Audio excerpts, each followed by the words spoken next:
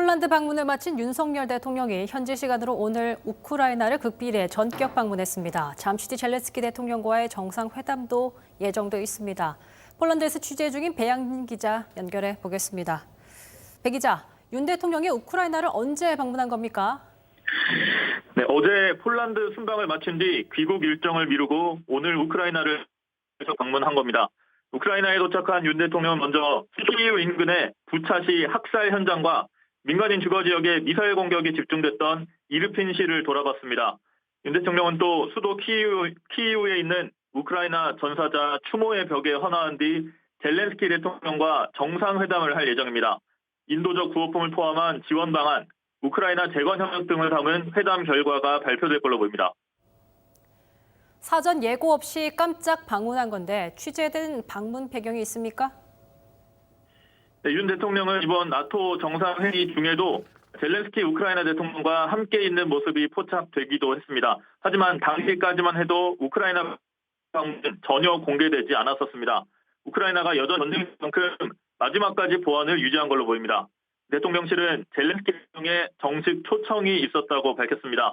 지난 5월 젤렌스카 여사의 방한과 G7 정상회의에서 열린 젤렌스키 대통령과의 정상회담이 계기가 됐을 걸로 보입니다. 윤 대통령은 이번 순방 기간 내내 우크라이나의 지원 필요성과 전후 재건 사업의 중요성을 강조했습니다. 특히 폴란드와는 우크라이나 재건 협력을 위한 양해 각서를 체결했고 나토 정상회의에서도 우크라이나 지원을 위한 국제연대를 언급했습니다. 이런 가운데 윤 대통령은 오늘 우크라이나에 도착하자마자 국내 집중호우 상황에 대해 군경 포함 모든 가용 자원들을 총동원해 총력 대응해달라고 한덕수 국무총리에게 당부했습니다.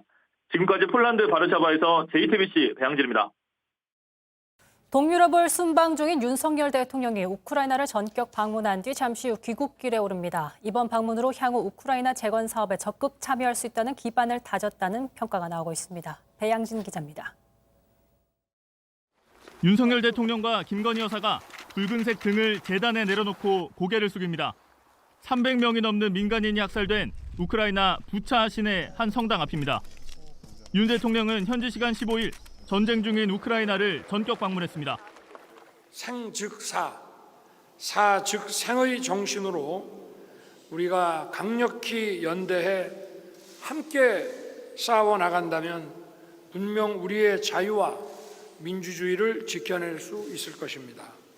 윤 대통령은 젤렌스키 대통령과의 정상회담에서 안보, 인도, 재건 지원을 포괄하는 우크라이나 평화연대 이니셔티브를 함께 추진하겠다고도 밝혔습니다. 특히 지뢰 제거 장비 등 군수물자 지원을 확대하고 올해 1억 5천만 달러 규모의 인도적 지원도 이행하겠다고 했습니다. 다만 포탄 등 살상무기 지원은 하지 않는다는 원칙엔 변함이 없다고 대통령실 측은 전했습니다. 젤렌스키 대통령은 우크라이나 회복센터 건설에 한국이 참여해달라고 요청했습니다. 저는 드니프로강의 기적이 반드시 이루어질 것이라고 믿습니다. 대한민국의 전후 회복과 번영의 역사가 그 가능성을 말해주고 있습니다. 아직 전쟁이 끝나기 전이지만 이번 정상회담으로 우크라이나의 재건 사업에 협력할 기반을 다졌다는 평가가 나옵니다. 우크라이나를 전격 방문하면서 예정보다 이틀 늦게 귀국길에 오르는 윤 대통령은 서울에 도착하는 대로 집중호우 피해 상황을 점검하기 위한 중대본 회의를 엽니다. 폴란드 바르샤바에서 JTBC 배양진입니다. 앞서 윤석열 대통령은 우크라이나 방문 중에도 한덕수 총리로부터 국내 비 피해에 대해 보고를 받고 총력 대응을 지시했습니다. 윤 대통령은 특히 이재민에 대한 신속한 지원과 함께 강력한 저지대 진입 통제를 주문했습니다. 야당은 우크라이나 깜짝 방문으로 대통령의 귀국 일정이 늦어진 걸 비판하고 있으며 이에 대해 대통령실 고위 관계자는 대통령이 서울로 뛰어간다고 해도 그 상황을 크게 바꿀 수는 없는 입장이라고 설명했습니다.